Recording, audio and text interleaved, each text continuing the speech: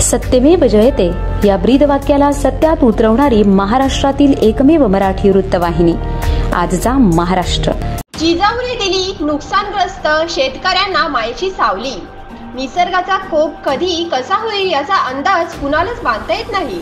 शहापूर तालुक्यातील मानेखिंड, टिकबाईचा पाडा, आपटे येथे काल रात्री 7:30च्या सुमारास अवकाळी पाऊस व वादळाने हौदोस घातल्याने मानेखिंड गावासह तेथील परिसरातील गावातील शेकडो घरांचे मोठ्या प्रमाणात नुकसान झाले आहे, तर अनेक घरांच्या वरचे छप्पर उद्ध्वस्त झाले आहे।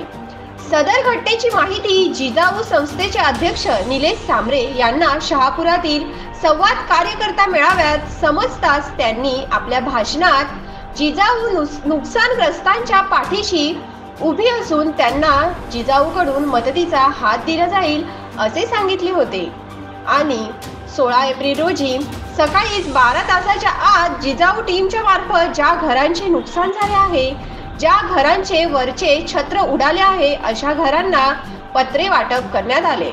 घटनेची दखल घेऊन जिजाऊने बाधित शेतकऱ्यांना पत्र्यारूपी मायेची सावली दिल्याने शेतकऱ्यांनी जिजाऊ संस्थेच्या कार्यकर्त्यांचे मनोमन आभार मानले। मिळालेल्या माहितीनुसार आतापर्यंत 300 ते 400 पत्रे वाटप करण्यात आले असून आणखी कुणी वंचित असेल तर त्यांना मदत केली जाणार आहे।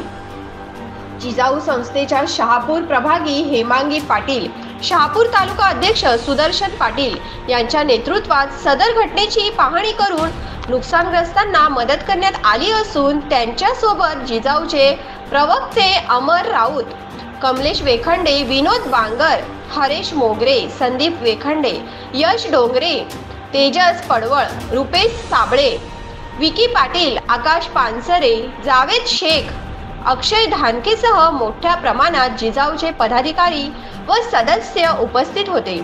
आजचा महाराष्ट्र न्यूज साठी मनोहर पाटोळे, शहापूर।